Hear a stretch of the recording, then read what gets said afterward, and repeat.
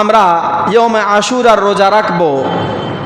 তবে এখানে একটা বিষয় খেয়াল করতে হবে, ইহুদিরা একটা রোজা রাখত 10 মুহররম।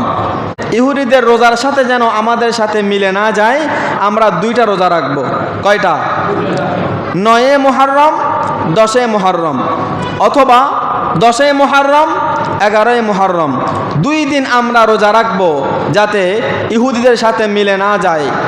বলে হুজুর 10 মুহররম রোজা রাখলে ফজিলত কি? আমার নবীজি ইরশাদ করেন যে কোন ব্যক্তি যদি মাহে মুহররমের 10 তারিখ তথা ইয়মে আশুরার দিন রোজা রাখে, অতীতের 1 বছরের গুনাহকে আল্লাহ মাফ করে দিবেন। এবং কোন ব্যক্তি যদি আশুরার দিন তার পরিবার পরিজনের জন্য ভালো খাবারের ব্যবস্থা করেন, সবার জন্য ভালো খাবারের সুব্যবস্থা করেন, বলে সারা বছরের জন্য আল্লাহ পাক তার পরিবারের রিজিকের মধ্যে বরকত দান করবেন। কোন ব্যক্তি যদি মাহে মুহররমের 10 তারিখে দান সদকা করে, বলে সারা 1 বছর দান সদকা করলে যে সওয়াব, ততটুকু সওয়াব আল্লাহ ওই বান্দাকে দান করবেন। তাহলে আশুরার দিন আমাদের এই কাজগুলা করণীয়, আমরা এগুলো আদায় করার চেষ্টা করব।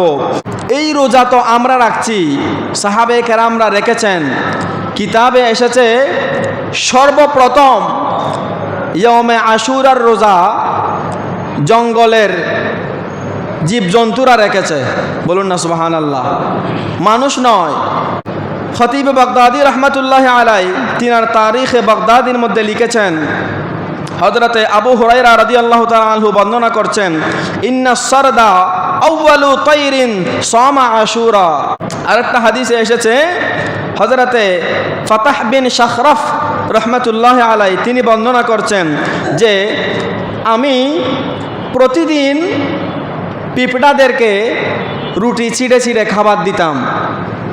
আর যখন দেখলাম মুহররম মাসের 10 তারিখ আগমন করলো, আমি রুটি ছিঁড়ে দিলাম। পিঁপড়ারা ওই দিন আর রুটি ছিঁড়াগুলা খায় না। বলুন না সুবহানাল্লাহ।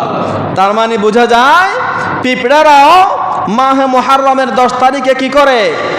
রোজা পালন করে। তো পিঁপড়া যদি রোজা পালন করে, আমরা তো বনি আদম, আমরা কি? তো আমাদের জন্য আরো বেশি কর্তব্য না?